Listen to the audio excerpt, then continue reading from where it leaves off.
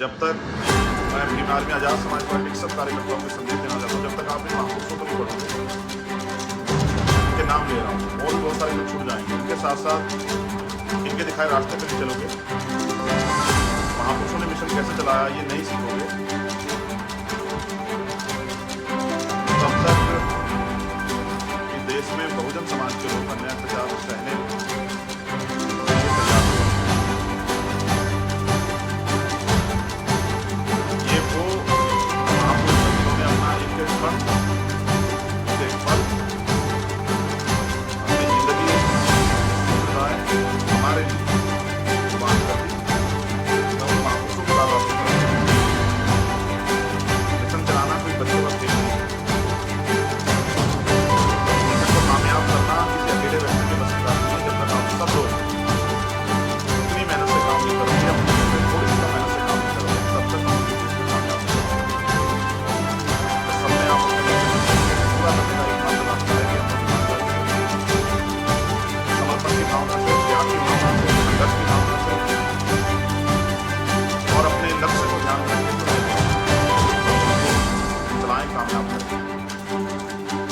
सम्मानित बहुजन समाज के पहरेदारों, महामानव भगत पुर,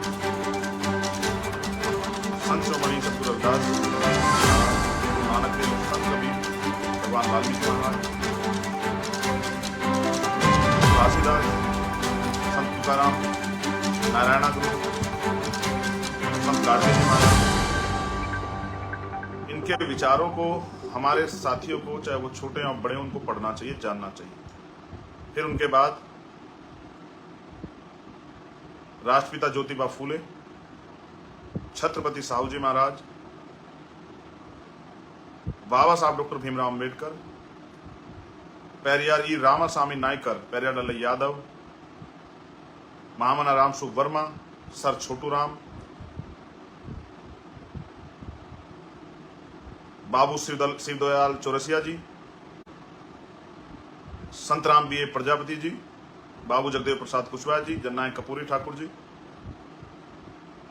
बीपी मंडल जी, मान्यवर दीना भाना वाल्मीकि साहब, और मेरे गुरु, मेरे आदर्श मान्यवर साहब श्री काशीराम जी को भी, अगर आपको मिशन को चलाना है तो आपको पढ़ना चाहिए, उनके जीवन संघर्ष को समझना चाहिए कि कितनी विपरीत परिस्थितियों में, किस तरह की समस्याओं के समय उन्होंने इस आंदोलन को कामयाब किया।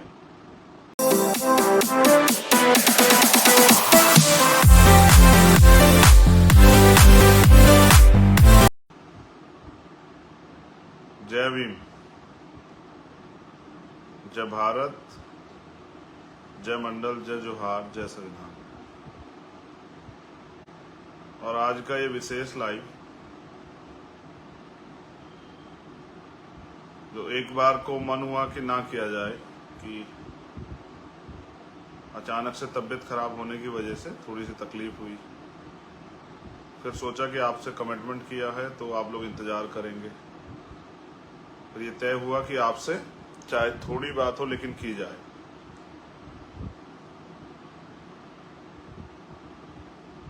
अपनी बात को शुरू करने से पहले आप गौर करना, जिन नामों को मैं आज ले रहा हूं उन पे गौर करना।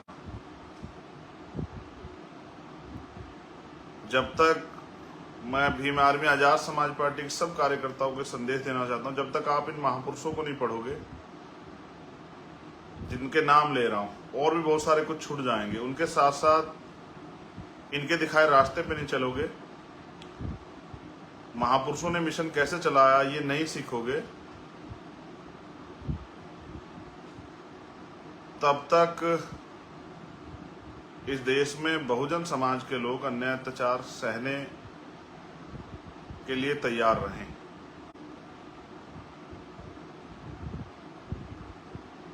ये वो महापुरुष हैं जिन्होंने अपना एक एक कण, एक एक पल, अपनी जिंदगी, अपनी सुख सुविधाएं हमारे लिए कुर्बान कर दी।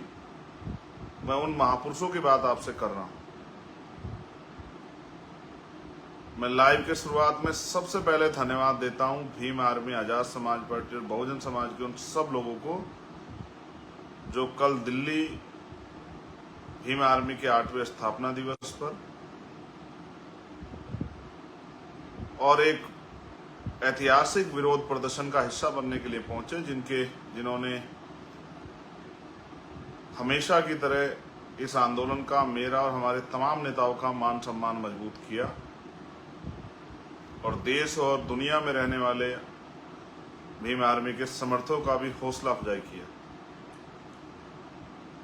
मैं उन बहनों को, माओं को, सबको धन्यवाद करता हूं क्योंकि दिल्ली में जुलाई के महीने का सबसे गर्म दिन था कल,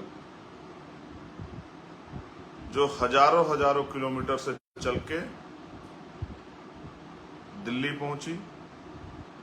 वो भाई जो पैदल आए, साइकिल पे आए, उन सब भाइयों का, बहनों का, बच्चों का, नौजवानों का, बुजुर्गों का सम्मान करता हूं, उनको धन्यवाद देता हूं और निर्देशित करता हूं कि जहां जहां से पैदल कार्यकर्ता आए थे या साइकिल के माध्यम से आए थे, वहां की टीमें जब भी पार्टी मीटिंग होगी या संगठन मीटिंग होगी, उन सब साथियों का स्वागत और सम्मान करेंगे जिन्होंने इस आंदोलन को कामयाब बनाने के लिए जो पैदल चल के आए, जिनके पैरों में छाले पड़ गए, जो साइकिल से आए, जिनको उन्होंने बहुत परेशानी उठाई, जो बारिश में भीगे, उन तमाम साथियों का स्वागत जरूर करें, उनके हौसले को जरूर बढ़ाएं कि भविष्य में कभी अगर ऐसा हो तो और बड़े पैमाने पर लोग घर से निकलें और अन्याय के खिलाफ आवाज को बुलंद करें। अब मैं जिन महापुरुषों के लिए आपसे कह रहा था, उन महापुरुषों के नाम मैं आपके सामने लूंगा। मुझे आशा विश्वास है कि मेरे कहने के बाद जब आप मुझसे प्यार करते हैं, मुझमें उम्मीद रखते हैं, मुझसे भरोसा रखते हैं, तो मेरी बात को भी आप मानोगे।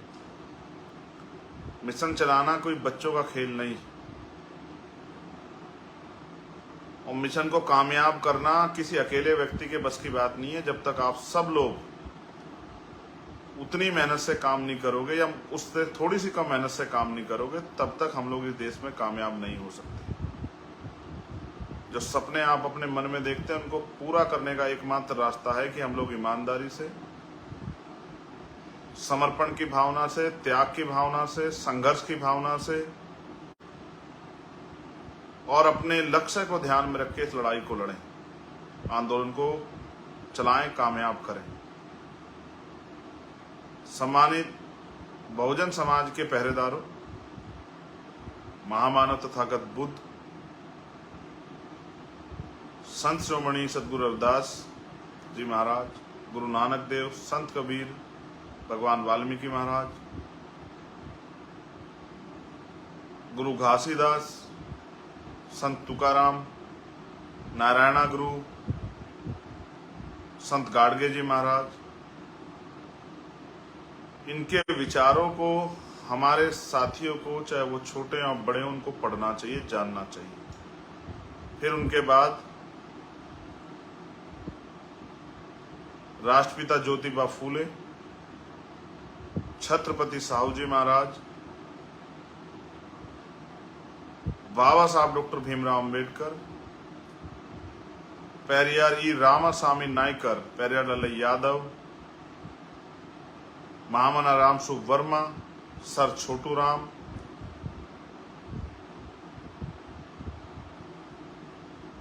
बाबू शिवदयाल चौरसिया जी,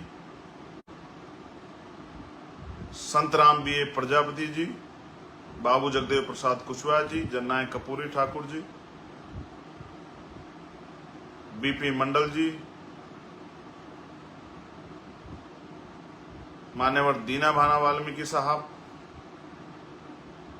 और मेरे गुरु, मेरे आदर्श मान्यवर साहब श्री काशीराम जी को भी, अगर आपको मिशन को चलाना है तो आपको पढ़ना चाहिए, उनके जीवन संघर्ष को समझना चाहिए कि कितनी विपरीत परिस्थितियों में, किस तरह की समस्याओं के समय उन्होंने इस आंदोलन को कामयाब किया और जो नहीं कामयाब हो पाए उनको भी हमें नहीं भूलना चाहिए।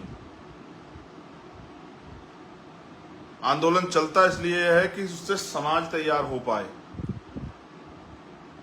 आज अगर हम राजनीतिक रूप से अभी बहुत कामयाब नहीं हुए हैं, लेकिन फिर भी हमने देश में लाखों लाखों लोगों को महापुरुषों के आंदोलन को चलाने के लिए तैयार किया है।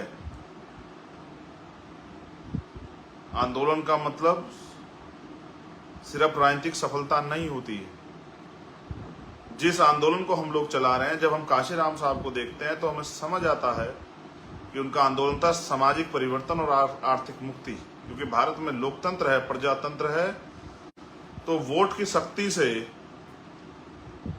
उसको सत्ता में आकर आसानी से हासिल किया जा सकता है। सत्ता एक विकल्प है जिसके जरिए आप सामाजिक परिवर्तन के एजेंडे को मजबूती से लागू करा सकते हैं, उस पर काम कर सकते हैं, बहुत सारी समस्या आपकी खत्म हो जाएगी, बहुत सारे साधन संसाधन आपके पास होंगे अगर आप सत्ता में होंगे।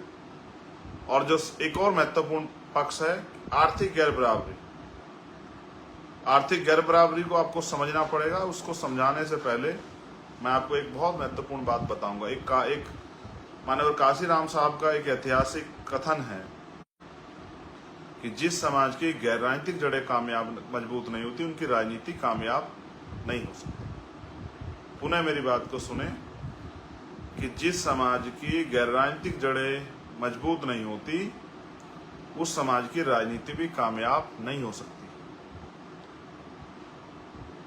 अब गैर राजनीतिक जड़ें क्या होती हैं? हमारा समाज, जहां भी आप पूछोगे वो बताएगा कि हम सामाजिक संगठन चला रहे हैं। किसी अधिकारी से पूछोगे, हम अपने डिपार्टमेंट का सामाजिक संगठन चला रहे हैं। किसी गांव बस्ती में पूछोगे, हम बाबा साहब अम्बेडकर के नाम पे सामाजिक संगठन चला रहे हैं। आप इतने सारे सामाजिक संगठन चला रहे हैं, इसी की वजह से आज समाज में जागरूकता बढ़ी। लेकिन सिर्फ सामाजिक संगठन चला के हम लोग इस देश में बिना सत्ता को प्राप्त करे कामयाब नहीं हो सकते हैं। जैसा मैंने आपको कहा कि गैर राजनीतिक जड़ें होती हैं समाज की सामाजिक हैसियत और समाज की आर्थिक हैसियत। सामाजिक हैसियत हमारी क्या है ये आप जानते हैं। सामाजिक हैसियत हमारी ये है कि देश के बहुजन समाज के लोगों के साथ आज भी मूछें रखने पर उनकी हत्या होती है, अच्छे कपड़े पहनने पर उनकी हत्या होती है, अच्छा खाने पीने पर उनकी हत्या होती है, घोड़ी पे बैठ के बारात चढ़ने पर उनकी हत्या होती है, अच्छे गाने बजाने पर उनके साथ हत्या होती है, अपराध होते हैं। कोई उनको जूते में पानी पिलाता है, कोई जूते में पेशाब पिलाता है, कोई उनके सर पे पेशाब कर देता है,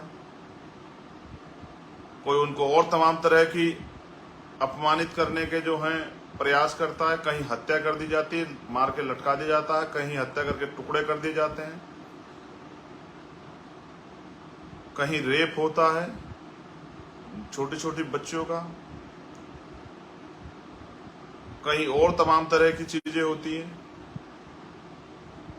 सामूहिक बहिष्कार किया जाता है, कहीं जुर्माना लगाया जाता है, कहीं पेड़ में बांध के यातनाएं दी जाती हैं। तो ये हमारी सामाजिक हैसियत है। इस देश के आज़ादी के 75 साल बाद भी ये इस देश में हमारी सामाजिक हैसियत है। आप सोचो, जब काशीराम साहब आंदोलन चला रहे तब हमारी सामाजिक हैसियत और कितनी कमजोर रही होगी। फिर आर्थिक मजबूती की बात कर लेता हूँ, आर्थिक मुक्ति की बात कर लेता हूँ, आर्थिक हैसियत की बात कर लेता हूँ। तो आर्थिक हैसियत ये है कि देश के विभिन्न कोने में आप जाओगे, भारत के अंदर 2% सरकारी सेक्टर है, उसमें 22.5% आरक्षण हमें है, 27% आरक्षण पिछड़े वर्ग के लोगों को, वो भी जो है पूरा नहीं किया जाता। उसका उदाहरण भी मैं आपको दूंगा। ये हमारी आर्थिक हैसियत है कि इन 2% हमारे समाज को, हमारा 1% समाज भी कामयाब नहीं हुआ। उस 1% समाज जो सरकारी नौकरी में गया, उस 1% समाज ने अपने बच्चों को अच्छा पढ़ाया लिखाया, किसी को बिजनेस करने के लिए, किसी को आर्टिस्ट बनाने के लिए, किसी को पत्रकार बनाने के लिए, किसी को हिस्टोरिकल बनाने के लिए उसने अच्छी पढ़ाई करवाई। तो हमारा 7, 8, 9, 10% समाज तैयार हुआ है। बाकी 90% दलित समाज की स्थिति चूंकि तू है, और ऐसी स्थिति 80% पिछड़े वर्ग के लोगों की है। आप अपने गांव बस्ती में जाकर देखना, पाल समाज के लोगों को, प्रजापति समाज के लोगों को, सैन समाज के लोगों को, कश्यप समाज के लोगों को, निषाद समाज के लोगों को और जो अन्य पिछड़ी जातियां हैं, उनके घर परिवार, उनके कामधाम, उनके रोजगार देखना, वो बहुत सक्षम इस देश में नहीं। आप 80% 85% चमार समाज के लोगों को, पासी समाज के लोगों को, धोबी समाज के लोगों को, कोरी समाज के लोगों को, खटीक समाज के लोगों को कभी उनके गांव में, उनकी बस्तियों में मुसार समाज के लोगों को जाकर, अलग अलग जातियों से हम लोग हैं, जातियों से हम लोगों को पहचान मिलती है। कहीं हमको डूम कहा जाता है, कहीं हमको डूमडे कहा जाता है, कहीं हमको मुसार कहा जाता है, कहीं हमको मांझी कहा जाता है। इतने सरनेमों में हम लोग बटे हुए हैं, लेकिन हमारी आर्थिक स्थिति यह है कि एक सरकारी आंकड़ा कहता है कि 54% दलितों पे 1 गज जमीन नहीं, और जिन पे 1 गज जमीन नहीं, उनकी आर्थिक स्थिति क्या होगी आप जान। जिस समाज का 80% हिस्सा सुबह मेहनत मजदूरी पे जाता है और कुछ कमा के लाता है, तब उनके घर में चूल्हा जलता है, उनकी आर्थिक स्थिति क्या होगी ये आपको समझना चाहिए। इसलिए साहब ने कहा कि भाई इनकी राजनीति कैसे कामयाब होगी, इसलिए उन्होंने, इनके पास तो सामाजिक और आर्थिक जड़ें ही नहीं है, तो इनकी राजनीति तो कामयाब नहीं हो सकती। इसलिए उन्होंने समाज के पढ़े लिखे और सक्षम जो अधिकारी कर्मचारी थे उनको तैयार किया कि भाई आप लोग हौसला जुटाओ, आप अपनी जिम्मेदारी को समझो, सामाजिक जिम्मेदारी को समझो। आपको जो नौकरी मिली है, रोजगार मिला, इसके लिए बाबा साहब ने जो आरक्षण का प्रावधान किया है संविधान में, उसकी वजह से मिला। इस वजह से आप अपनी जिम्मेदारी को समझो, अपने जो हाशिए पे समाज है उसको उठाने का काम करो, उसके भी हाथ खींचो, उसको ऊपर लाओ, अपनी जिम्मेदारी को अदा करो। साहब काशीराम इस बात को समझाने में कामयाब हो पाए और तब जाके अधिकारी कर्मचारियों ने संघर्ष किया, वामसेप नाम का संगठन बना, उसके जरिए हमारी पुरानी मूवमेंट खड़ी हुई और हम लोगों को इस देश में अपने पैरों पे खड़े होने का मौका मिला। आज की मेरी पहली अपील उन अधिकारी कर्मचारियों से है जो सक्षम है कि आज चारों तरफ अन्याय अत्याचार हो रहा है, हमारे जो अधिकार बाबा साहब अम्बेडकर देके गए हैं, अगर हम उनके सच्चे सपूत हैं तो आज हमें बैठ के अपने घर में आकलन करना चाहिए कि हमारे व्यक्तिगत परिवार के साथ साथ भी ये समाज भी हमारा परिवार है। इस समाज की क्या स्थिति हो रही है, कैसे सुधरेगी, और जो आज की सत्ता ने हालात किए, क्या भविष्य में हम पे कुछ अवसर और अधिकार रह पाएंगे या हमारा जीवन जानवर से भी बुरा जीवन इस देश में हो जाएगा। इसके बारे में हम पढ़े लिखे समझदार लोग हैं, हमें विचार करना चाहिए।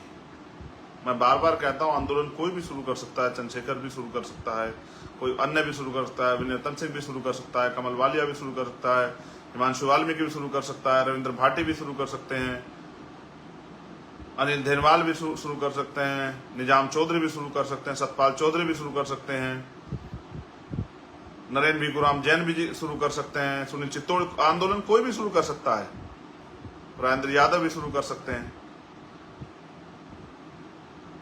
लेकिन आंदोलन कामयाब तभी होगा जब उसका नेतृत्व पढ़ा लिखा समाज करेगा, क्योंकि जिस समाज का 80% बहुजन समाज क्योंकि हमारा है, उसका 80% समाज रोटी रोजी के लिए मोहताज हो, जिनको बेटी की शादी करनी पड़े तो कुछ उधार पैसे लेने पड़ते हों, बेटे को पढ़ाना पड़े तो जमीन गिरवी रखनी पड़ती है, बेचनी पड़ती हो, जिनको मकान बनाना पड़ता है उनको साहूकार से या कहीं से लोन बैंक से उठाना पड़ता हो, जो सुबह उठ के मेहनत मजदूरी पे जाते हैं, वो कैसे समाज को इतना समय दे पाएंगे कि समाज को वो अपने जागरूक कर दें अपने पैरों पे खड़ा होने के लिए। जहां देश में बाबा साहब अम्बेडकर की विचारधारा को, फूले साहू की विचारधारा को, बिरसा की विचारधारा को खत्म करने के लिए इतने जो हैं षड्यंत्र किए जा रहे हो, वहां अगर इस आंदोलन को, क्योंकि बाबा साहब ने भी कहा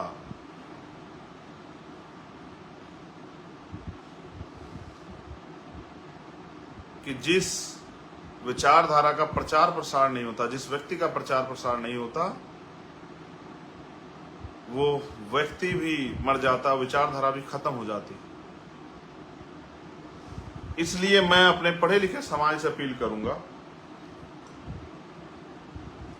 स्पेशली नौजवान तबके से, मेरे एक साथी ने मुझको इसके लिए लिखा भी कि आपको नौजवान लोग बहुत मानते हैं, आप नौजवान भाइयों से अपील करो कि वो जहां भी नौकरी करते हैं अपने आसपास हमारी बस्तियों को खोज के, जो कि सरकार तो सारे सरकारी स्कूल बंद कर रही है, वो बच्चों को पढ़ाना शुरू करें।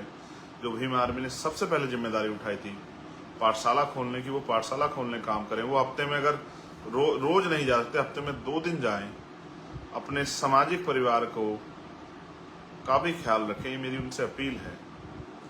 और वो आंदोलन के साथ भी जुड़े। जिस तरह से जो लोग शासक वर्ग आज हैं, उनका एक एक व्यक्ति जो है मूवमेंट का, उनकी मूवमेंट का काम करता है, हमारे लोगों को भी हमारी मूवमेंट का काम करना चाहिए, अपने महापुरुषों के रास्ते पे चलना चाहिए। मैं ये नहीं कहता, कभी नहीं कहता सब मेरे पीछे आके खड़े हो जाओ, मैं बिल्कुल नहीं कहता। मैं तो आपके सामने बात रख रहा हूं कि जो बेहतर काम कर रहा हो उसके हाथों को आप मजबूत कर दो। आप जहां हो अपने स्तर पे काम कर लो, लेकिन करते रहो, क्योंकि अगर आप ये महापुरुषों की विचारधारा का प्रचार प्रसार नहीं करोगे तो दुश्मन तो इसका प्रचार प्रसार करने से रहा।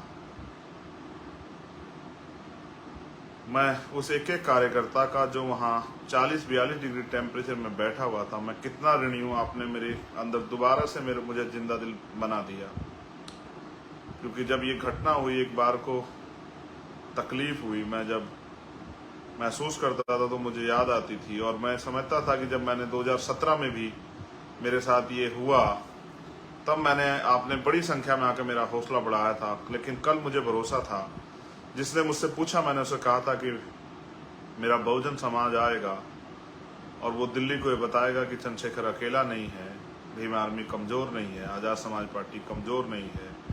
मैंने आपसे अपील भी की थी कि आप भूखे आना, प्यासे आना, कैसे भी करके आना, ट्रेन से आना, पैदल आना, साइकिल पे, लेकिन आना जरूर। आपने कल ऐतिहासिक आंदोलन किया। आपके आंदोलन के आगे बहुत सारे तमाम पार्टियों के दिग्गज नेता, वो भी बेचारे शामिल होने के लिए आए, उनका भी बहुत बहुत धन्यवाद। उन्होंने आपके आंदोलन को समर्थन दिया। कोई कमजोर को समर्थन नहीं देता, आप ताकतवर हैं इसलिए उन्होंने आपको समर्थन दिया, वरना इस देश में गोलियां तो रोज चलती हैं, लाशें तो रोज बिछती हैं, रेप हत्याएं तो रोज होती हैं।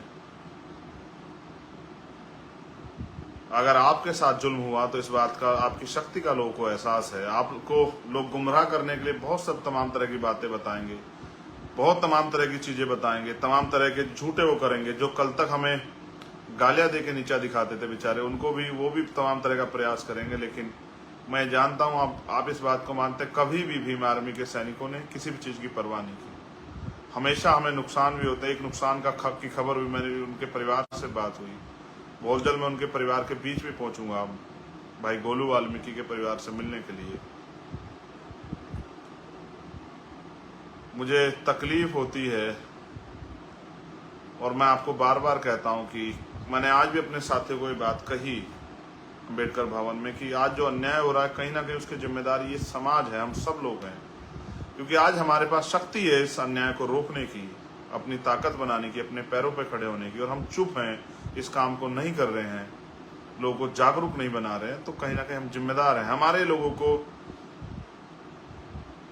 हमारी विचारधारा को खत्म करने वाले दल हमारे लोगों को अपनी पार्टियों में शामिल करके, उनके वोट को खरीद के, उनके वोट को अपने पाले में करके राज कर रहे हैं।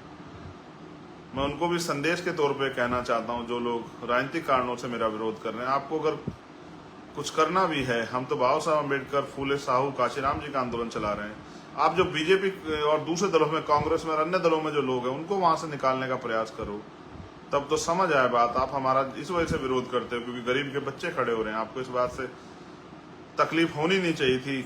आपको इस बात से तकलीफ क्यों है? आप भी इन्हीं संघर्षों से उठ के आए हो। मैं आपके सामने ज्ञापन डिस्कस करना चाहता था, क्योंकि जो लोग सोशल मीडिया ज्यादा वो लोग देखते हैं, और बाद में हमारे बहुजन यूट्यूबर भाई जो हैं, वो अपने यूट्यूब चैनल के जरिए वो इस बात को अपने यहाँ डालेंगे, और जो बहुजन समाज का बुद्धिजीवी वर्ग वहां आएगा, उसको पढ़ेगा, सुनेगा, तो शायद वो समझ पाएगा कि कल का आंदोलन चंद्रशेखर आजाद के लिए नहीं था, उसकी सुरक्षा के लिए नहीं था, सीबीआई जांच के लिए तो था। सीबीआई जांच के लिए भी उन लोगों के मुंह पे तमाचा लगे जो लोग मजाक उड़ा रहे थे कि अपनी ये जो है सुरक्षा लेने के लिए अपने ऊपर हमला करा लिया। क्योंकि जिस दिन इस बात की सीबीआई जांच होगी, मैंने सरकार से भी कहा अगर आपके लोग इसमें शामिल नहीं तो सीबीआई जांच कराओ, जो पता लग जाए, दूध का दूध और पानी का पानी हो जाए कि इसके पीछे कितने बड़े बड़े लोग हैं जो चाहते थे कि चंद्रशेखर आजाद को खत्म कर दिया जाए।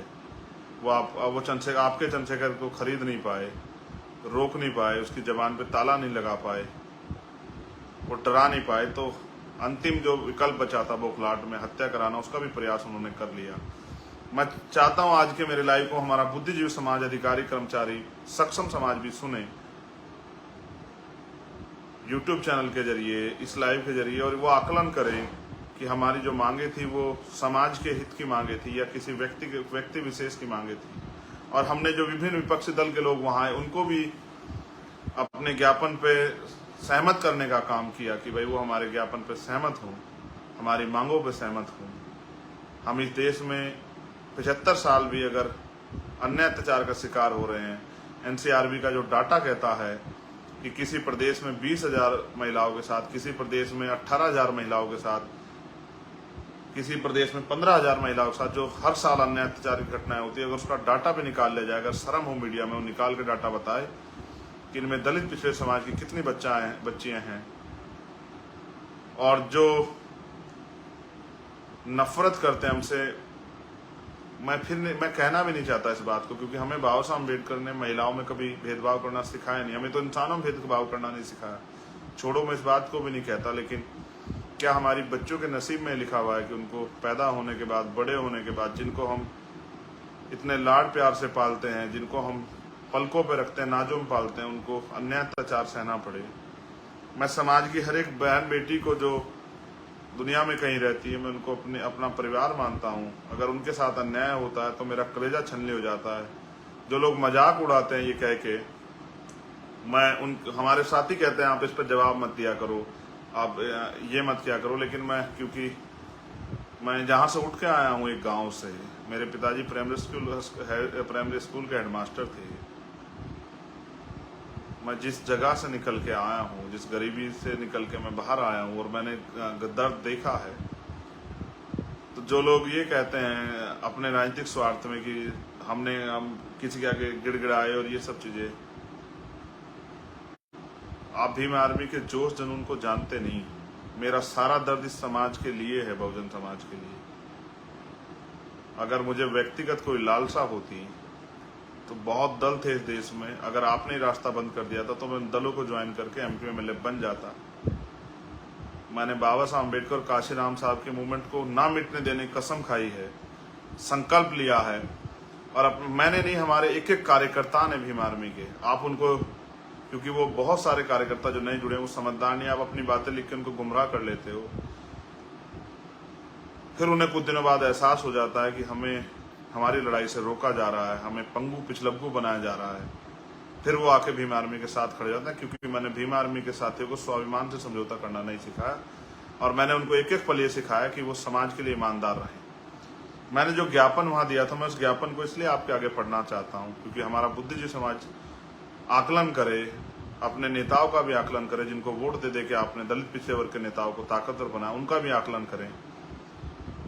हमारी पहली मांग ये थी, और ये मांग इसलिए थी कि मैंने चर्चा की एक साथी से, तो मुझे पता लगा कि एचजेएस के जरिए जो उत्तर प्रदेश में भर्ती होती है, उसमें पिछले 10 साल में एक भी हमारा जज नहीं बना, जबकि हमें 22.5% आरक्षण है और पिछड़े वर्ग को 27% आरक्षण है। फिर भी 50 बच्चे पिछड़े वर्ग के पिछले 10 साल में जज नहीं बने, और एक बच्चा शेड्यूल कास्ट का जज नहीं बना, क्योंकि ताकतवर लोगों ने, जिनकी सरकार है, उन्होंने एक क्राइटेरिया बना रखा है कि आप कंपटीशन में अच्छे नंबर ले आओगे, लेकिन आपको इंटरव्यू उनके हाथ में है। इंटरव्यू कुर्सी पे वो लोग बैठे हैं, 80 नंबर कम से कम लाने हैं। वहां हमारे बच्चों के नंबर 79 तक आते हैं और उनके साथ छल हो जाता है। इसलिए मैंने मांग की है, जबकि उत्तर प्रदेश के सामान्य नेताओं को शायद ये ना समझ आया हो, ना दिखाई दिया हो, क्योंकि एचजेएस के जरिए जो जज बनेगा, एडीजे बनेगा, वो 10 साल में हाई कोर्ट का जज बनेगा और अगले 10 साल में हो सकता है या 12 साल 15 साल में उसको सुप्रीम कोर्ट जाने का मौका मिल जाए। व्यवस्था पहले से नहीं चाहती सुप्रीम कोर्ट या हाई कोर्ट, हायर जुडिशरी में हमारे जज हों, जो वहां से हमारे साथ छल होता है वो बंद हो जाए। इसलिए हमने मांग की है कि एससी एसटी ओबीसी के अल्पसंख्यक के वर्ग के जो लोग हैं उनको संख्या के आधार पे, जिसकी इतनी संख्या बढ़े उसकी उतनी हिस्सेदारी के आधार पे जुडिशरी में, हायर जुडिशरी में आरक्षण व्यवस्था की जाए। अगर आप क्लोजम सिस्टम नहीं खत्म करें, ठीक है, हम जिस दिन होंगे तो हम तय करेंगे कैसे होना है, हम संविधान के जरिए नियुक्तियां करेंगे, all India judicial service commission बना के। लेकिन अगर आप वहां हैं और ये इसको खत्म नहीं करना चाहते और सरकारें उनसे घबराती हैं, तो फिर आप वहां हमारी संख्या के आधार पर हमें आरक्षण दो, हमारे लोगों को भर्ती करो, हमारे जज होने चाहिए। वो जज वहां बैठ के जब वो कलम चलाएं तो उनको हमारा दर्द पता होना चाहिए। आज की जुडिशरी जो बायस्ड है, मुझे कहने में कोई परहेज नहीं, मुझे किसी चीज का डर नहीं है अपने समाज के हित की बात कहने में। आपके नेताओं में हिम्मत हो तो कहो और सुप्रीम कोर्ट, हाई कोर्ट को चैलेंज करो कि वो हमारे साथ बैठ के वहां धोखा करते हैं, हमें न्याय नहीं देते। हमने दूसरी मांग ये की है कि संविधान के अनुच्छेद 338 में के तहत आपने राष्ट्रीय अनुसूचित जाति जनजाति आयोग गठित किया है। वो आयोग का काम है कि वो निगरानी करे हर चीज की, जो अन्याय अत्याचार हमारे साथ हो रहा है और जो आज की हमारी हालात है उन पे निगरानी करे। 20-20 हजार एक आयोग के यहाँ पेंडिंग फाइल पड़ी हुई है, एप्लीकेशन पड़ी हुई, कभी कोई संज्ञान नहीं लेता। यहाँ के नेताओं ने कभी आयोग के बाहर जाके धरना दिया, आयोग से सवाल किया, आयोग से कभी पूछा? कई जगह पे आयोग भी नहीं बना है, जैसे बिहार में आयोग नहीं बना हुआ है अभी, वहाँ महिला आयोग भी नहीं, एससी आयोग भी नहीं। मैंने वहाँ के चीफ मिनिस्टर को भी कहा कि भाई आप अपने यहाँ तो आयोग बनाओ, आप पूरे देश में घूम रहे हो, कम से कम पहले अपने यहाँ आपको आयोग बनाना चाहिए। आपके यहाँ इतना अन्याय हो रहा है, आपको उसके ऊपर रोक लगानी चाहिए। ये कहने की हिम्मत चंद्रशेखर आजाद में है क्योंकि उसके समाज ने हिम्मत उसको दी है। इसलिए मैंने कहा है कि सब स्टेट में जहां आयोग की कमी जाए, जैसे 2.5 साल से उत्तर प्रदेश के नेताओं को नहीं पता लगा कि उत्तर प्रदेश में भी आयोग का गठन हो जाना चाहिए। 2.5 साल से आयोग का गठन नहीं हुआ है उत्तर प्रदेश में। आयोग है एससी एसटी आयोग, लेकिन उसके जो चेयरमैन है वो अभी तक नहीं बने हैं, ना सरकार को फुर्सत मिली। और हमने ये भी मांग की है कि एससी एसटी के मुकदमे सुनने के लिए SC ST exclusive special court होनी चाहिए। और ये बात जो मैं आपको बता रहा हूं, एससी एसटी एक्ट में 6 महीने में सजा होने का प्रावधान है, 60 दिन के अंदर सजा होने का प्रावधान है, किसी मुकदमे में नहीं होती। अब आप देखना किस तरह मैं आपके अधिकारों को निगलने वाले, लूटने वालों को सबक सिखाने का काम करूंगा कल के बाद, आप देखना। इसलिए हमने एक्सक्लूसिव स्पेशल कोर्ट की मांग की है कि वो हर डिस्ट्रिक्ट में और हर जिला स्तर तक एससी एसटी आयोग का भी गठन हो, कि हमें यहाँ आयोगों का इंतजार ना करें, हम वहीं अपने जिले में जाके अपने आयोग से अपनी समस्या रख सके और वहां से हमारी समस्या पे काम हो सके। जो अधिकारी बायस हो गया, किसी लालच में हमारे खिलाफ काम ना कर रहा हो, हमारे खिलाफ काम कर रहा हो, उस पर कार्रवाई हो सके। मैंने ये भी मांग उठाई है कि एससी एसटी के कर्मचारियों का, हम तो कर्मचारी नहीं है, एससी एसटी ओबीसी के कर्मचारियों को प्रमोशन में रिजर्वेशन का लाभ मिलना चाहिए। कर्मचारी क्या तो अपने आप आवाज उठाते, नेता तो नहीं उठाते। सुप्रीम कोर्ट ने कहा भी है उन्होंने, मगर एक ही बात लगा दी उसमें, नियम एक लाइन जोड़ दी कि सरकार चाहे दे सकती है, आपकी सरकारें नहीं है, बहुत जगह आपको नहीं मिल रहा है, ये आपका विषय है। लेकिन हम, जब आप हमें वोट देते हो, हमारे साथ खड़े होते हो, इस आंदोलन में मदद करते हो, इस आंदोलन के सिपाही हो, जागरूक हो, तो ये हमारी जिम्मेदारी कि आपके अधिकारों की लड़ाई हम लड़ें। आपको इसके लिए सड़कों पर ना लड़ना पड़े, आपको इसके लिए आंदोलन ना करना पड़े, आपको किसी भी तरह की पनिशमेंट का शिकार ना होना पड़े। ये आपके नेताओं की जिम्मेदारी, इस जिम्मेदारी को हम उठाएंगे और एससी एसटी ओबीसी के जितने कर्मचारी उनको प्रमोशन में रिजर्वेशन का लाभ दिलाने का काम करेंगे। और फिर वहां से बैकलॉग पैदा होगा। हमने मांग की है, नेता एक दूसरे पे आरोप लगाते रहते कि देश में जितना भी बैकलॉग हो, सभी सरकारें उस बैकलॉग को पूरा करें, जिससे कि हमारे बच्चों को रोजगार मिले। कहीं किसी स्टेट में 4 लाख विभागों में 4 लाख का बैकलॉग है, कहीं 5 लाख का, कहीं 2 लाख, कहीं 1 लाख का है।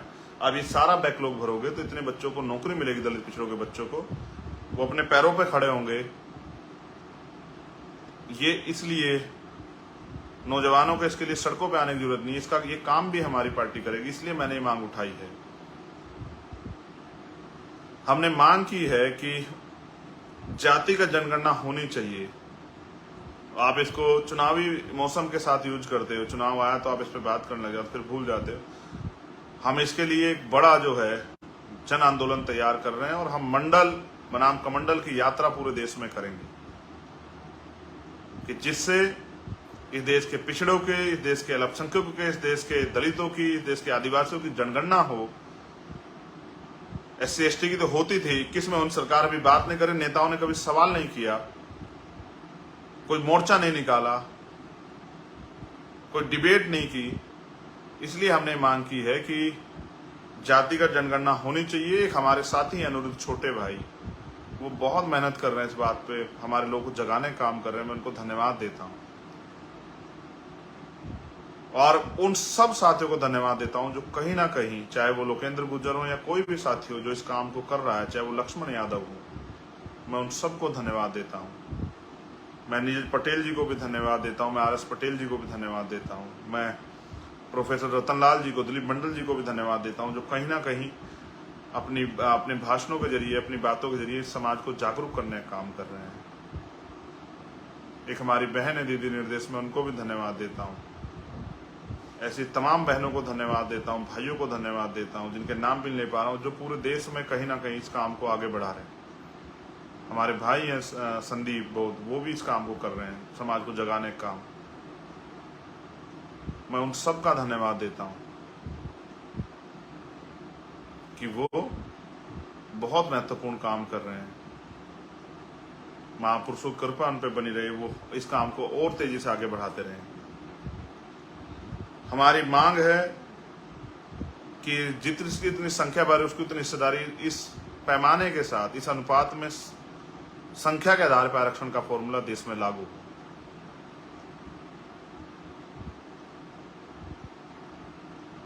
जितनी भी हमारी एक और मांग है, सरकारी संस्था उपक्रमों का जो निजीकरण करके आरक्षण को खत्म किया जा रहा है, वो निजीकरण बंद हो और जितनी संस्थाओं का निजीकरण कर देगा उपक्रमों का, उनका दोबारा से राष्ट्रीयकरण हो। ये भी हमारी मांग है। केंद्र और राज्य सरकार के कर्मचारियों को पुरानी पेंशन का लाभ मिले, वो लोग पूरे देश में कहीं ना कहीं आंदोलन करें। स्पेशली हरियाणा में इसका आंदोलन चल रहा है। मैं हम सब साथियों को आश्वस्त करता हूं कि हम लोग मेहनत करेंगे और आपकी इस काम को कराने का काम करेंगे। हम कर्मचारी नहीं है, मैं फिर आपको कह रहा हूं, ना ओल्ड है ना वर्तमान है, लेकिन आप हमारे साथ खड़े हैं, आप हम पे भरोसा करते हैं, तो आपकी लड़ाई लड़ना हमारी जिम्मेदारी है। इसलिए हम इस काम को करेंगे। देश की सरकार ने अग्निवीर योजना लाके जिस तरह से नौजवानों को ठगने किया, स्पेशली उन किसान जातियों को जिनके बच्चे जाते थे, उन मेहनत कर जाते हुए जिनके बच्चे जाते थे आर्मी में, और आपने 4 साल की नौकरी करके जिस तरह का ये षड्यंत्र रचा, ये एक बहुत डरावना आपने खेल खेला अपने निजी स्वार्थों में। आज लोग ट्रेनिंग के बीच में छोड़ के बच्चे आ रहे हैं। इसलिए अग्निवीर को खत्म करना चाहिए और पुरानी भर्ती जो है आपको लागू करनी चाहिए। मैंने तो कल ये भी मांग उठाई थी कि आप हमारी चमार रेजिमेंट में बहाल कर दो। आप अगर आपको जाति के आधार पर रेजिमेंट बना के रखनी है, बहुत अच्छी बात है, आप बनाइए, लेकिन हमारे लोग इतने ईमानदार हैं, देशभक्त हैं, इतिहास इस बात का गवाह है। तो जो देशभक्त जातियां हैं उनको भी आप मौका दो। आप पाल समाज की रेजिमेंट बनाओ, आप गुर्जर समाज की रेजिमेंट बनाओ, आप सैनी समाज की रेजिमेंट बनाओ, आप यादव समाज की रेजिमेंट बनाओ। आप हम लोगों को भी देश सेवा का मौका दो और आप देखो किस तरह हमारे नौजवान देश की रक्षा करते हैं, उनको बहादुरी से काम करते हैं देश के लिए। एक हमने मांग उठाई, मैं खेती किसानी अब नहीं कर रहा हूं, मेरे फादर करते थे, लेकिन मैं देश के किसानों की पीड़ा समझता हूं, इसलिए हमने मांग उठाई है कि किसानों को MSP की लीगल गारंटी मिले। एक हमारे साथी गुरनाम सिंह चौधरी जी आए थे, चौधरी पुष्पेंद्र जी हमारे किसान नेता, राज्यपाल जी आए थे, एक तेजवेंद्र सिंह विरक जी हैं, वो तमाम नेता आए थे। वो लोग लगातार मेरे साथ चर्चा में रहते हैं। मैं समझता हूँ सुमन हुड्डा हमारी बहन, वो लोग लगातार चर्चा में रहते हैं। इसलिए मैं उनके संघर्ष को समझता हूँ। उनको जेल भेजा जाता है, उनको लाठियां खानी पड़ती है, किसान सड़कों पर रहता है। मैं किसानों का दर्द समझता हूँ, किसान परिवार से आता हूँ। इसलिए हमने मांग की है कि किसान की हर फसल की जो है एमएसपी की गारंटी जो है, और वो भी समय के अनुसार समयबद्ध कानूनी गारंटी जो है सरकार को देनी चाहिए। प्लस जो पीएम किसान सम्मान निधि के तौर पे जो पैसे जो है सुविधाएं देते हैं, जो पीएम किसान परिवारों को जो पीएम किसान योजना का नाम लाभ मिलता है, जो आप 6,000 रुपए देते हैं उसको 6,000 से बढ़ा के आपको 24,000 रुपए सालाना करना चाहिए। हमने ये भी मांग उठाई है। फिर हमने मांग उठाई है कि दिल्ली में जो आंदोलन हुआ था उसमें जितने भी किसानों पे मुकदमे आपने किए थे, क्योंकि 700 से ज्यादा किसानों की जान गई, वो मुकदमे आप वापस लें। ये भी मांग हमने उठाई, क्योंकि हम हमेशा किसानों के आंदोलन के साथ खड़े रहे। हमने ये भी मांग उठाई, हमारा एक बहुत बड़ा हमारे समाज का वर्ग जो सफाई कर्मचारी काम करता है, उनको स्पेशल टारगेट करके उसके साथ जितने भी कच्चे कर्मचारी हैं, जिस भी विभाग में काम करते हैं, उन कच्चे कर्मचारियों की समस्या को समझते हुए हमने ये मांग की है। पहली हमारी मांग है कि पहले तो कच्ची नौकरी होनी नहीं चाहिए, और संविदा की नौकरी, ठेकेदारी की नौकरी होनी नहीं चाहिए। और जो लोग अभी इस पे कर रहे हैं उनको आप समान काम समान वेतन, जितना वेतन आप सरकारी कर्मचारी को देते हैं उतना ही वेतन उनको दें। दिल्ली में बहुत कच्चे कर्मचारी हैं, 30-30 साल से मेरी माएँ बहनें, मेरे बड़े, मेरे चाचा ताऊ गटर में उतर के मैला अपने सर पे उठा के अपनी जिंदगी को जी रहे हैं। कभी किसी ने सुध नहीं ली, सरकार जब चाहे उनको निकाल देती है। 30-30 साल सेवा करने वालों को पक्के नहीं किया गया, वो मर जाते हैं सफाई करते करते। बहुत सारे रोडवेज में कच्चे कर्मचारी हैं, बिजली विभाग में कच्चे कर्मचारी हैं, हेल्थ डिपार्टमेंट में बहुत सारे कच्चे कर्मचारी हैं। वो भी इतना ही समय देते हैं, वो भी इतनी एनर्जी लगाते हैं, एक टांग पे खड़े रहते हैं, सेवा करते हैं, वो भी अपनी जान को जोखिम डालते हैं। उनकी कच्ची नौकरी को पक्का करना चाहिए। इसलिए हमने मांग की है कि जिन लोगों ने 5 वर्ष से ज्यादा ठेकेदारी पे या संविदा पे जैसे भी काम किया, उनकी कच्ची नौकरी को पक्की करो। आंगनबाड़ी, आशा कार्यकर्ता जो हैं, उन बहनों का भी वेतन बढ़ाओ, उनको भी उनके पैरों पर खड़े करो। ये मांग हमारी इसलिए क्योंकि मैं इस समाज से आता हूँ, मैं इस दर्द को जानता हूँ कि कितनी तकलीफें सहनी पड़ती हैं। 7-8-9 हज़ार की नौकरी में, कच्ची नौकरी में कुछ होता नहीं है। लोग खून के आंसू रोते, अपने जख्म को किसी को बता नहीं पाते, अपने बच्चों को अच्छी पढ़ाई नहीं दिला पाते, अच्छा खाना नहीं दिला पाते, क्योंकि सरकार ने बहुत कुछ आज़ादी के बाद कुछ दिया नहीं है। सरकारों ने सिर्फ वोट लिए है और मजाक उड़ाया हमारी गरीबी का, हमारी बेबसी का। हमारी सरकारों में बैठे ताकतवर लोग हमारी बहनों के फटे कपड़ों में झांकने में भरोसा रखते हैं। वो चाहते हैं उनके कपड़े फटे हुए रहें, जो वो आराम से झांक पाए हमारी बहनों के तनों को, हमारी माओं के तनों को। उनको हमारे लोग, बड़ों के, हमारे बुजुर्गों के फटे कपड़े देख के आनंद आता है।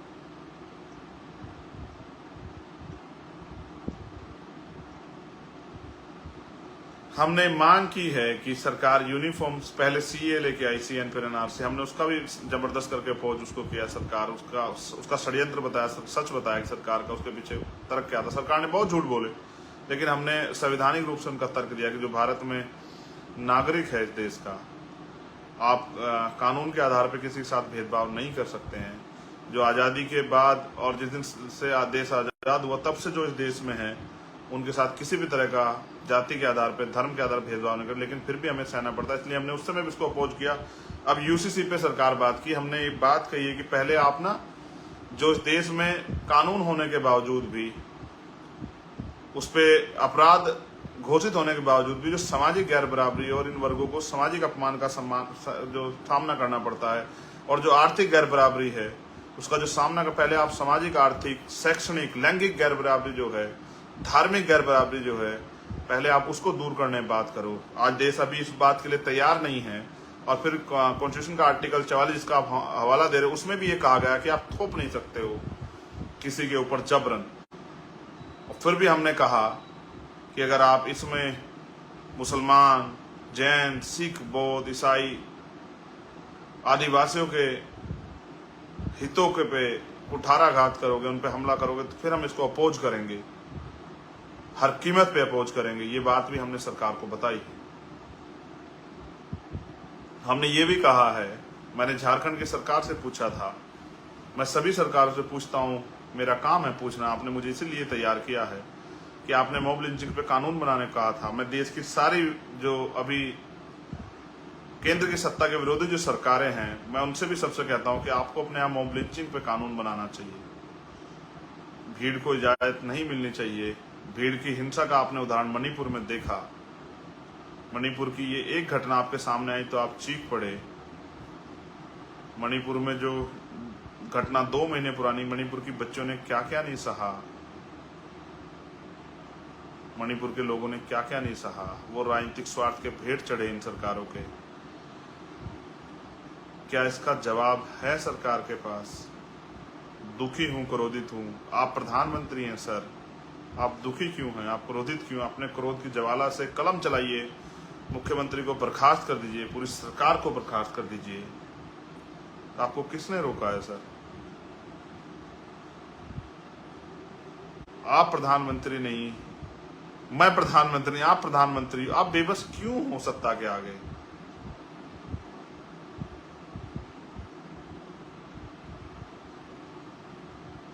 हमें तो आदत है, हमने फूलन देवी जैसी अपनी बहनों का हश्र देखा माओ का। हमें तो आदत है ये अन्याय सहने की। हम इस अन्याय के खिलाफ लड़ भी रहे हैं, लेकिन देखो ये सच कितना डरावना है। ये आपके रूह जिस्म सबको झकझोर देता है जब ये अन्याय होता है। इसका जवाब नहीं है आपके पास, आप दे भी नहीं सकते, सत्ता में बैठे लोग दे भी नहीं सकते। और मैं ये सवाल मेरा सब सत्ताओं से है कि जब आपकी सरकारों में 10-10, 20-20 हजार महिलाओं के साथ अन्याय होता है हर साल, तो आप कुर्सी पे बैठ कैसे जाते हो? आपको तकलीफ क्यों नहीं होती? आप खाना आपको हजम कैसे हो जाता है? आपके आंखें क्यों नहीं रोती? जब चंद्रशेखर आजाद की रोती हैं तो आपकी क्यों नहीं रोती? आप जालिम को क्यों प्रोटेक्ट करते हो? आप अपराधी को क्यों प्रोटेक्ट करते हो? इसलिए प्रोटेक्ट करते हो कल किसी और बच्ची का चीरहरण करे, उसका रेप करे, उसकी हत्या करे, उसको जला दे। इसीलिए मैं उस दिन भावुक हुआ टीवी पे, जिसपे हमारे राजनीतिक विरोधी मजाक उड़ाते हैं, कि मुझे पता था अगर सरकार नहीं बदली जो 5 साल अन्याय होगा वो बड़े बड़े नेताओं को नहीं सहना पड़ेगा, मेरी बच्चों को, मेरी बहनों को, माओ को, बुजुर्गों को, मेरे भाइयों को सहना पड़ेगा। और हम सह रहे हैं। ये तो हम तक भी आग चली आई है कि हम पे भी गोलियों से जो है हमें भूनने की तैयारी की जा रही है। इसलिए मैं भावुक हुआ था मेरे प्यारे भाइयों। मेरी भावुकता व्यक्तिगत नहीं है, अपने निजी स्वार्थ के लिए नहीं है।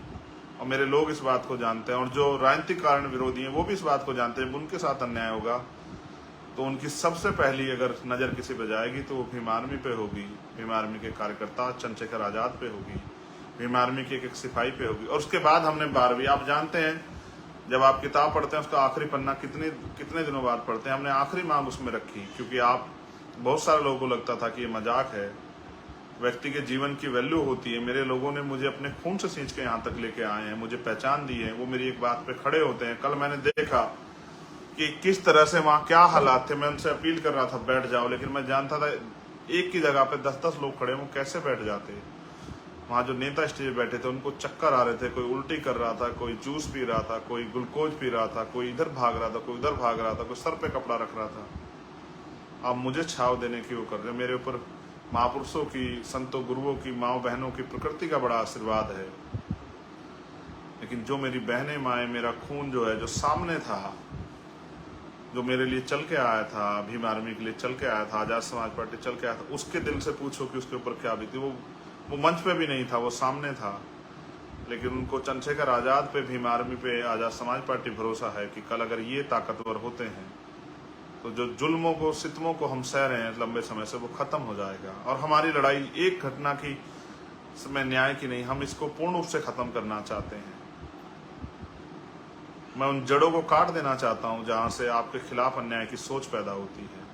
मेरी लड़ाई किसी जाति धर्म से नहीं है, मेरी लड़ाई उस सोच से है जो गैर बराबरी पे आधारित है, जो हिंसा पे आधारित है, जो इंसान को इंसान नहीं समझती, जिसको इंसान के कत्ल पे तकलीफ नहीं होती। और देश की ऐसी व्यवस्था है कि हमें जाति के नाम पे अपमानित किया जाता है। वहाँ जानवरों को बिस्तरे में लोग लिटा लेते हैं और अपनी चम्मच से खाना खिला देते हैं, फिर भी इंसान को इतने अपमान का सामना करना पड़ता है। ये भारत का इतिहास है साथियों, इसी व्यवस्था के खिलाफ लड़ाई है। तो हमारी आखिरी मांग थी कि इस घटना की सीबीआई जांच हो जाए, जिसमें बड़े बड़े लोग जिनको बचाने का प्रयास किया जा रहा है, जो मेरे खून से होली खेलना चाहते थे, जो आपकी उम्मीद से होली खेलना चाहते थे, जो आपके भाई को निपटा देना चाहते थे, उनके चेहरे बेनकाब हो जाएं। इसलिए मैंने अपील की कि सीबीआई जांच हो। और सुरक्षा की बात रही, सुरक्षा तो हमारे हर नेता को मिलनी चाहिए। बीजेपी के लोग जिनकी सरकार है या अन्य पार्टी लोग जिनकी सरकार है, जब उनको सुरक्षा मिलती है तो हम भी तो इस देश में लोकतंत्र का हिस्सा, हम भी तो टैक्स देते हैं। ये टैक्स हम हमारे खून पसीने कमाई का, हमारे समाज की आबादी 85% है बहुजन समाज की, उनको क्यों नहीं जो है सुरक्षा मिलनी चाहिए? जब इस यहाँ राजनीतिक दलों के आखिरी विधायक और जिला अध्यक्ष तक को सुरक्षा मिली है, तो बहुजनों के नेता क्यों सुरक्षा मिलनी चाहिए? उनकी जान से खेलने की छूट क्यों मिलनी चाहिए मनुवादियों को? क्या उनका जीवन इतना आसान है कि जिस आदमी को उन्होंने इतनी मेहनत से तैयार किया, जिस चीज को उन्होंने इतनी मेहनत से बनाया, उसके जीवन को कोई 1 मिनट में समाप्त कर दे? क्या उनका जीवन इतना सामान्य हो जाना चाहिए देश में? इसलिए हमने सुरक्षा की मांग की, क्योंकि हम भी टैक्स देते हैं, प्राइम मिनिस्टर भी टैक्स देते हैं, प्राइम मिनिस्टर देते हो ना देते हो, गृह मंत्री देते हो ना देते हो, मुख्यमंत्री देते हो ना देते हो, हम देते हैं टैक्स हर एक चीज पे। हमारी कोई चीज सरकारी नहीं, हमारी कोई चीज फ्री नहीं, हम एक एक चीज पे टैक्स देते हैं। हमारे टैक्स के पैसे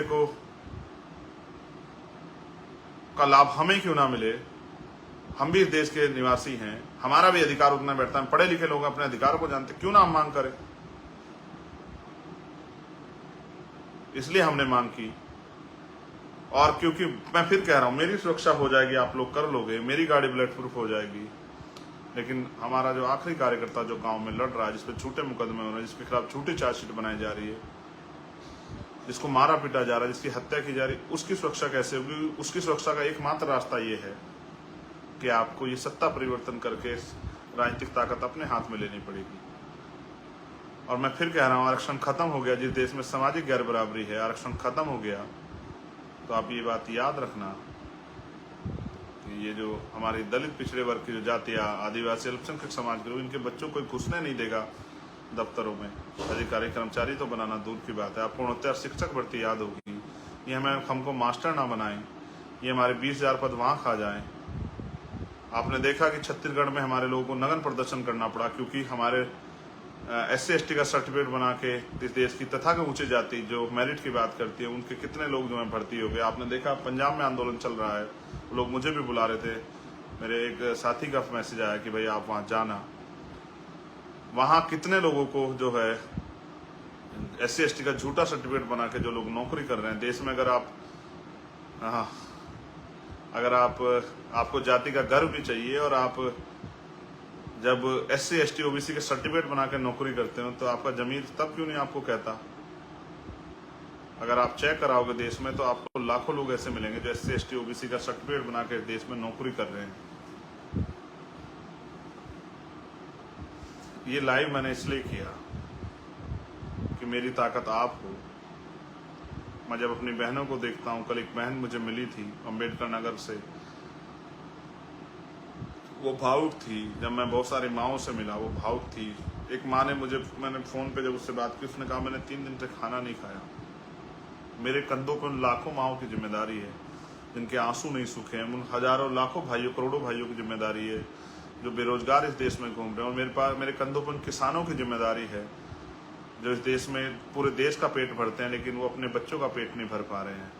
अब बारिश आई, बाढ़ आई, सारी फसल होगी और उनको ना फसल का बीमा है, और मुआवजे के नाम पे उनको 10-10 रुपए दिखाए जाएंगे। मेरे कंधों पे उनकी जिम्मेदारी है। मेरे कंधों पे उन दलित पिछड़े आदिवासियों की तमाम उनकी सुरक्षा संरक्षण की जिम्मेदारी, सशक्तिकरण की जिम्मेदारी है। उनके साथ जुर्म जाती हो रही है। मेरे कंधों पे मणिपुर की बहनों के भी सम्मान की, भाइयों के सम्मान की भी आवाज उठाने की जिम्मेदारी है। हर शोषित की आवाज उठाने की जिम्मेदारी मेरे कंधों पे है। मैंने इसलिए आंदोलन बुलाया था जंतर मंतर में। मैं इसको रामलीला मैदान में ही बुलाता, मुझे पता था आप उसको भी भर दोगे, लेकिन मैंने इसलिए बुलाया क्योंकि 21 मई को भी आपने 2017 मुझे वहां की ताकत दी। और फिर वहां एक घटना घटी जिसने मुझे झकझोर दिया। जब मैं 28 तारीख को चला गया झारखंड एक आंदोलन को लड़ने के लिए, एक रैली को करने के लिए, तो मेरी पहलवान बहनों के साथ जो अन्याय वहां हुआ, उनको घसीटा गया, उनके बदन को नोचा गया, उनको बेइज्जत किया गया, उनके बाल खींचे गए, मुझे बड़ी तकलीफ हुई। मैं उन सब का जवाब देने के लिए मैंने जंतर मंतर पे आपको बुलाया। मैंने आपको बुलाया, आपको बहुत कष्ट सहना पड़ा। मैं उसके लिए जो कष्ट आपको सहना पड़ा उसके लिए मुझे खेद है, लेकिन मेरे पास तो आप ही हो जिनके लिए, जिनके इस ताकत से जो है मैं इस देश की सत्ता को जवाब दे सकता हूँ। आपने इतना प्यार दिया, इतना सहयोग किया, आगे भी आप अपनी ताकत को बनाइए, मजबूती से खड़े रहिए, अपनी पार्टी को, अपने संगठन को मजबूत कीजिए। जब आपकी पार्टी, आपका संगठन मजबूत होगा, हर कोई आपको इज्जत सम्मान देगा, हर कोई आपके साथ खड़ा होगा। मुझे आशा विश्वास है कि आप ये नहीं कहेंगे कि 10 साल और चंद्रशेखर आज़ाद रह जाते तो हम पता नहीं क्या कर देते। अब चंद्रशेखर आज़ाद आपके बीच में हैं, आज साथ दे के आप इस आंदोलन को आगे बढ़ाने में मदद कीजिए। ज़्यादा परीक्षाएं मत लीजिए, देश लूट रहा है। आपके बच्चों को कोई डॉक्टर, इंजीनियर, IAS IPS नहीं बनाएगा, चपरासी भी नहीं बनाएगा इस देश में, अगर इस देश में संविधान नहीं रहा। और आज जिस तरह संविधान को, एक एक संविधान के आर्टिकल को जिस तरह से बर्बाद करने का प्रयास किया जाए, नए नए कानून बना के, कुछ बचेगा नहीं इस देश में। जब आप आवाज उठाने जाओगे, कोई गोली लेके खड़ा होगा, आपके सीने के पार कर देगा, कोई चाकू ले खड़ा होगा, आपके पेट के पार कर देगा, कोई आपका गला काट लेगा, फिर क्या करोगे इस देश में? अभी बाबा साहब अम्बेडकर का दिया वोट का अधिकार आपके पास है। इस वोट की शक्ति से आपने बहुत लोगों को ताकतवर बनाया। जब आपने सबको मौका दिया तो फिर भीम आर्मी आज़ाद समाज पार्टी को भी आपको मौका देना चाहिए, और इनको काम करके दिखाने के लिए आपको अवसर अगर आप देंगे तो फिर इनके दिल में जो काम करने की इच्छा है, हर सदी में कुछ ना कुछ नया हुआ। 100 साल पहले हमारे हालात ऐसे नहीं थे, 50 साल पहले हमारे हालात ऐसे, आज हमारे हालात बदले हैं। आज दिल्ली में भी हमारे लोग सक्षम हैं। मैं धन्यवाद देता हूँ सभी प्रदेशों को। सबसे पहले धन्यवाद दिल्ली की पूरी टीम को, फिर यूपी की पूरी टीम को, उत्तर प्रदेश के सभी जिलों की टीम को, सभी प्रदेश के सामान्य नेताओं को, उत्तराखंड की पूरी टीम को, उनके सामान्य नेताओं को, कश्मीर जम्मू की टीम को, उनके नेताओं को, पंजाब की टीम को, उनके नेताओं को, हरियाणा की टीम को, वहाँ के सभी सम्मानित नेताओं को, राजस्थान की टीम को, वहाँ के सभी सम्मानित नेताओं को, स्पेशल थैंक्स मध्य प्रदेश की पूरी टीम को, उनके सम्मानित नेताओं को। बहुत जल्दी आऊँगा गोलू भाई के परिवार से मिलने। असम की टीम को, त्रिपुरा की टीम को, छत्तीसगढ़ की टीम को, हमारे प्रदेश अध्यक्ष छत्तीसगढ़ के नहीं आ पाए, वो जेल में थे, राजकुमार जांगड़े जी, उनको भी धन्यवाद, मुझे सुन रहे होंगे। उड़ीसा की टीम को, महाराष्ट्र की टीम को बहुत बहुत धन्यवाद, तेलंगाना की टीम को बहुत बहुत धन्यवाद, बिहार की टीम को पुणे बहुत बहुत धन्यवाद, वहाँ के सभी सम्मानित नेताओं को। कोई स्टेट छूट गया हो, बंगाल की टीम को बहुत बहुत धन्यवाद, कोई छूट गया हो, हिमाचल की टीम को बहुत बहुत धन्यवाद। तो मुझे खेद हो सकता है, लेकिन मैं आपको, हर एक कार्यकर्ता को, और स्थापना दिवस की पुनः बधाई और धन्यवाद। अब मैं आपसे एक ये चाहूंगा कि जितने साथी मुझे देख रहे हैं वो एक बार जरूर बताएं, क्या इस लड़ाई में मैं उनका कमेंट भी कोशिश करूंगा कि पढ़ने की कोशिश करूं, क्या इस लड़ाई में वो हमें ताकत देने के लिए तैयार हैं या नहीं। अगर आप अवसर देने के लिए तैयार हैं तो हम एक भीम आर्मी का एक एक सिपाही, अपने खून का एक एक कण जो है महापुरुषों के आंदोलन कामयाब करने के लिए, लगाने के लिए तैयार है। मैं आपका जरूर आपके कमेंट देखूंगा कि आप चाहते हैं कि देश में भीम आर्मी आज़ाद समाज पार्टी आपके हितों की रक्षा के लिए मजबूत हो या ना हो। मैं आपका कमेंट जरूर जो है कोशिश करूँ। और एक स्पेशल आपको जानकारी, मैंने आपको IT सेल के लिए कहा था, इस देश के मनी माफिया मीडिया का मुकाबला करने के लिए बहुत जल्द हम लोग IT सेल बनाएंगे। कल परसों मैं आपसे डिटेल लूंगा। जो लोग IT सेल में काम करना चाहते हैं, पढ़े लिखे हमारे साथी, वो अपना डाटा, जहां मैं मांगूंगा जिन नंबरों पे अपना डाटा मुझे देना, जिनको आप लोग कनेक्ट करके, और एक दिन आप लोगों को, सब लोगों को संगठित रूप से कहीं बुला के, और किस तरह से इस पे काम करके इसको आगे बढ़ाना, मैं आपसे चर्चा कर सकूं। मैं बहुजन मीडिया के सभी साथियों का धन्यवाद करता हूं, जो लोग मेरे ऊपर आरोप लगाते हैं। मेन स्ट्रीम मीडिया बहुत दिखाती है। कल लाखों लोग आए थे, इतनी बड़ी रैली थी, कितनी बार मीडिया ने दिखाया आप जानते हैं, कितनी बड़ी बड़ी खबरें छपी, अखबार ने तो खबरें भी छापी जिससे हमें झगड़े हो जाए आपस में। बहुजन मीडिया का बहुत बहुत धन्यवाद, जिन साथियों ने कवरेज किया, जिन साथियों ने आवाज उठाई, जिन साथियों ने दिखाया, चाहे अच्छा दिखाया बुरा दिखाया, कोई फर्क नहीं पड़ता, क्योंकि अगर आप आलोचना विरोध करते हैं किसी कारण से तो भी आप प्रचार करते हैं हमारा। आपका बहुत बहुत धन्यवाद। जय भीम, जय भारत, जय मंडल, जय जोहार, जय संविधान। और जैसा मैंने कहा, बहुत जल्द आपके प्रदेशों में आ रहा हूँ मंडल बनाम कमंडल की लड़ाई को लड़ने के लिए, देश के बहुजन समाज को उनके अधिकार दिलाने, उनके पैरों पर खड़ा करने के लिए, इस देश में सम्राट अशोक के सपनों का भारत बनाने के लिए, समता, समानता, मैत्री, भाईचारे पर आधारित भारत बनाने के लिए, जहाँ देश के आखिरी व्यक्ति को वो तमाम सुख सुविधाएं मिले जो इस देश के अमीरों को आज मिल रही हैं। जय।